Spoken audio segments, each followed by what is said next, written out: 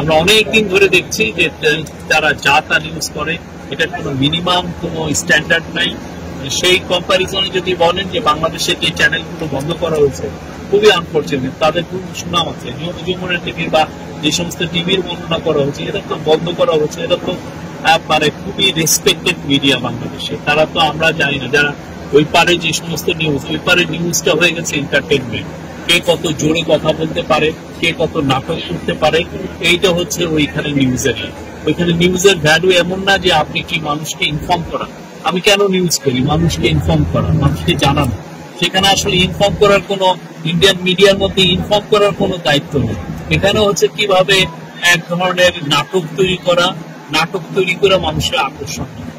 হ্যাঁ, সেখানে কোনো রেসপন্সিবল জার্নালিজম ইন্ডিয়ান মিডিয়া, এবং আমরা দেখেছি যে যারা রেসপেক্টেড মিডিয়া তারাও আসলে করে কিনা, এখন আমাদের তো যথেষ্ট সন্দেহ আছে। আমরা যখন ইউরোপে গিয়েছি, ইউরোপের অনেক রেসপেক্টেড মিডিয়া আমাদেরকে বলেছে যে দেখো, ইন্ডিয়ান মিডিয়া এটা নতুন করছে না, এটা অনেক অনেক পুরনো অভ্যাস।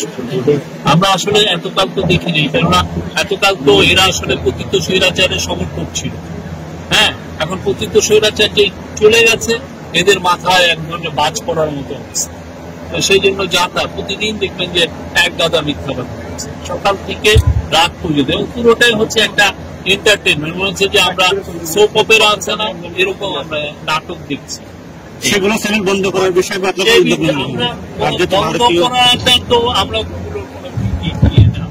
আমরা বন্ধ করলে আরো ওদেরকে বৈধতা দেওয়া হয় যে না, ওরা খুব ভালো ছিল, আমরা বন্ধ করে দিয়েছি। কিন্তু মানুষই দেখছে না, বাংলাদেশের কোনো মানুষই আসলে ওদের নিউজ তেমন একটা দেখছে না। আমরা জানি ওরা কি পরিমাণ মিথ্যা নিউজ দেয়।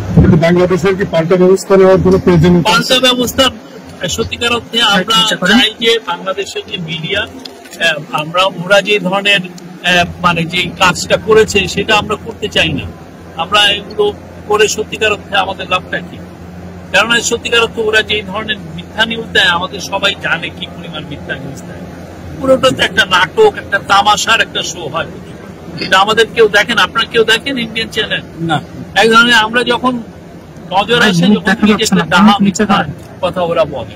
বাট আমরা দেখেছি জেনারেলি বাংলাদেশের মিডিয়া ইন্ডিয়ার, যদি ইন্ডিয়া থেকে কম্পেয়ার করেন, মাছ যে কোনো দিন আমাদের অন্তত মিডিয়াতে আমি দেখি না যে এক ধরনের নাটক করার অভ্যাস আছে, সেরকম না।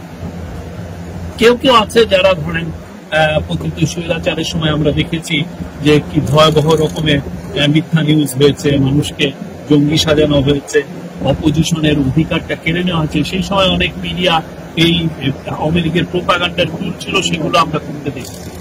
এখন আমরা চাই যে এই জার্নালিজমটা রেসপন্সিবল জার্নালিজম হোক, সবাই মিলে রেসপন্সিবিলিটি যাতে আপনাদেরই লাভ। আপনারা যদি ভালো নিউজ করেন, সামনে পলিটিক্যাল গভর্নমেন্ট আসছে, আপনারা সেই সময় আরো ভালো নিউজ করতে পারবেন। এখনই আমরা চাই যে ফ্রিডম অফ স্পিচটা, মানুষের যে কথা বলার যে অধিকারটা, এখন ডিস্ট্রিবিউশনাল হোক, যাতে পরবর্তীতে কেউ আপনাকে অ্যাটাক করে।